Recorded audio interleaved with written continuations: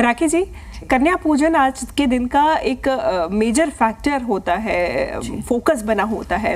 ऐसे में आज के दिन दान का भी उतना ही महत्व माना जाता है। कन्याओं को भोजन कराने के बाद क्या दान करना चाहिए कन्याओं को, सबसे ज्यादा किस चीज से फायदा? आपको ये समझना होगा कि कन्या पूजन में हम एक कन्या, कम से कम 2 कन्या, 9 कन्या, 8 कन्या, 7 कन्या, 12 कन्या तक बिठा सकते हैं। और कई लोगों के घर में पता है क्या रिवाज है, उनके घर में कन्या आती जाती है, वो कहते हैं आते जाओ आते जाओ आते जाओ, और वो सामान देते रहते हैं। ये महत्वपूर्ण बहुत ज़्यादा है कि हमें कन्या को वो देना है जो उसके काम आए। उसे स्कूल बैग दीजिए, उसे वाटर बॉटल दीजिए, उसे पेंसिल और रबड़ और शॉर्पनर दीजिए, किताबें, अच्छी अच्छी बुक्स दीजिए, जिससे उस बच्चों का रुझान पढ़ने में जाए। खाली ये कहने से बेटी बचाओ बेटी पढ़ाओ नहीं चलेगा, हमें बेटियों को पढ़ाने के लिए उत्साहित भी करना होगा। आप बच्चों को कपड़े दें, ऐसी चीज़ें जो उनको ज़रूरत है। अच्छा, ये बिल्कुल भी ना करें कि आपका एक बड़ा खानदान है, आप एक जॉइंट फैमिली के अंदर है, वहाँ पर 6-7 लड़कियाँ हैं, तो अपने ही घर की लड़कियों को बिठाकर आप जीम रहे हैं। आपको ऐसी लड़कियों को कन्या के रूप में पूछना है जो बाहर से आए, चाहे आपके पड़ोस से आए, चाहे आपके घर के आसपास के स्लम के एरिया से आए, लेकिन अपने घर की बच्चियों को भी पूजना जरूरी है। जैसे मैं कहती हूँ, माँ दुर्गा भवानी की आपने पूजा करी और अपनी माँ को नहीं पूछा तो उस पूजा का क्या फायदा, कोई महत्व नहीं है।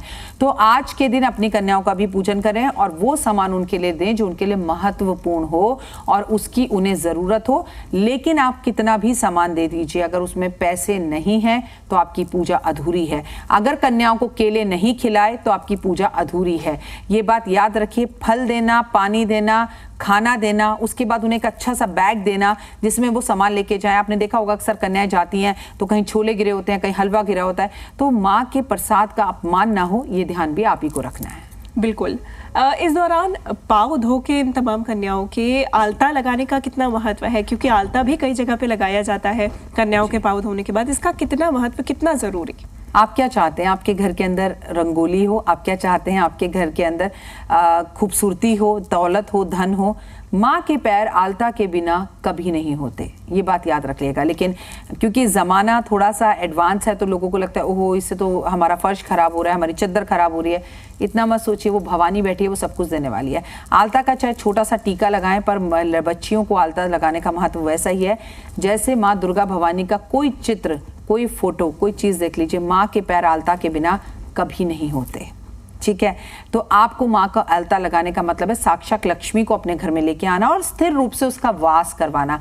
कई लोगों के यहाँ पर जो 6-6 महीने की छोटी कन्याएं आती है ना, वो आलता में उसके पैर डुबोकर अपने घर के मुख्य दरवाजे पर उनके पैरों की छाप भी रखते हैं कि दुर्गा भवानी के पैर हमारे साथ हैं, हमारे घर में लक्ष्मी सदैव वास करेगी। बिल्कुल। तो महत्व कितना ज़्यादा है ये आप भी समझ गए हैं। तो निश्चित रूप से अब जब आप कन्या भोजन कराएंगे तो स्वागत सभी कन्याओं को इसी प्रकार कीजिएगा।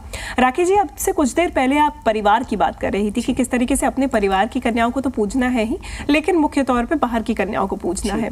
आज के दिन किस तरीके से परिवार वाले माता की पूजा अर्चना करेंगे, किस तरीके से कन्या भोजन कराएंगे, और यदि कोई अकेले रहता हो या फिर सिंगल हो, बैचलर हो, वो किस तरीके से विधि विधान से पूजा कर सकते हैं, या फिर कोई दंपति हो, क्या इन सभी के लिए कोई विधि विधान में अंतर, या फिर एक ही सामान्य तरीके से सब पूजा अर्चना कर सकते हैं? कोई विधि विधान में अंतर नहीं है, सब एक ही समान पूजा कर सकते हैं और जहाँ चाहा है वहाँ रहा है। मैंने आपसे कहा आप अकेले दाम्पत्य, अभी आपकी शादी हुई है, माता पिता दूर हैं, आपको उतनी समझ नहीं है, बाजार चले जाइए, बाहर जाकर मंदिर के बाहर आपको कन्याएं बैठी हुई दिखेंगी। उन कन्याओं को आप टॉफी, चॉकलेट या उनकी ज़रूरत की चीज़ जो वो मांग रही है उन्हें वो दिला दीजिए और उनके पैर छूकर आशीर्वाद ले लीजिए। जहाँ चाहा है वहाँ रहा है। आइए मैं आपको माँ की कहानी सुनाती हूँ। माँ की कहानी बहुत महत्वपूर्ण है। क्यों माँ को माँ गौरा कहा जाता है, क्यों माँ इतनी गोरी हैं, क्यों माँ इतनी खूबसूरत हैं, क्यों माँ के हाथ में त्रिशूल है। आज माँ के हाथ में त्रिशूल अर्पित करने का भी महत्व है। हुआ ये, आपको पता है कि माँ बहुत तपस्या कर रही थी शिव को प्राप्त करने के लिए। 1000 वर्ष तक उन्होंने बेलपत्र खाए, फिर बेलपत्र खाने भी छोड़ दिए, फल खाने भी छोड़ दिए। तो क्या हुआ, माँ के पूरे शरीर पे दीमक लग गई और माँ का मुंह पूरा ढक गया और दीमक के अंदर जो है माँ छिप कर बैठ गई। ये देखकर देवी देवता जो है उनका आसन हिलने लगा कि एक स्त्री होकर इतनी कठोर तपस्या कैसे कर सकती है। वो शिव के पास गए, बोले भोले अब आप इस बच्ची को इस कष्ट, इस तकलीफ से निकालिए और अपनी पत्नी के रूप में स्वीकार करिए। भोलेनाथ बहुत प्रसन्न हुए, गए तो देखा गौरा माँ दिख ही नहीं रही है। गौरा माँ तो पूरी तरह से जो है, जो दीमक होती है उसकी बाबड़ी के अंदर है।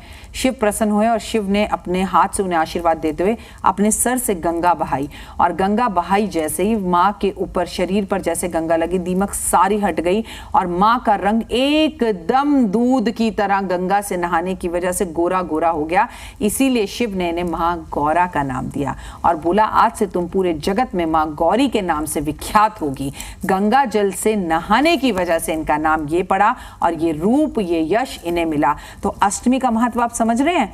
जब आप अष्टमी पर पूरे 9 दिन 8 दिन पूजा करते हैं, उसके बाद शंकर भगवान अपने आशीर्वाद से, माँ गौरा अपने आशीर्वाद से आपके भी वर्ण को गौण कर देती हैं, आपके कष्टों को हटाकर आपकी जिंदगी के पिछले 6 महीने के जितने भी रुकाव थे उन्हें दूर कर देते हैं। ये सब कहानियां ना सच में बहुत मैटर करती हैं और हमारी जिंदगी से मिली हुई हैं। बिल्कुल, और यही कहानियों से मान्यताएं बढ़ती हैं, और जब मान्यता रहेगी तब विश्वास रहेगा, और विश्वास रहेगा तभी जाके फल मिलेगा। ये तो बहुत ही मतलब सोचने वाली बात है कि जिस तरीके से आपने इस सुंदर कहानी को बताया है, जितनी मान्यता होगी उतना विश्वास बढ़ेगा। राकेश जी, आज के दिन पूजा अर्चना अगर हम राशि के हिसाब से पूछे, राशि के हिसाब से जानना चाहें तो कैसे की जा सकती है? राशि के अनुसार कन्याओं को क्या देंगे, आपके मन में बड़ा रहता है और आप हमसे हमेशा पूछते हैं। जैसे बच्ची ने पूछा, इस गुड़िया ने मुझसे कि मैम आज आलता लगाने का क्या होता है, तो मैं आपको बताऊं, आलता के साथ एक चीज बहुत महत्वपूर्ण है जो अगर आज कन्या को आप लगा दे हुए इतना पैसा आएगा, इतना पैसा आएगा, और वो 12 की 12 राशि के लोग लगा सकते हैं, वो है इत्र, परफ्यूम या ड्यू। आपके पास से जब देवी गुजरे तो उसमें बहुत खुशबू आनी चाहिए, ये जरूर करिएगा।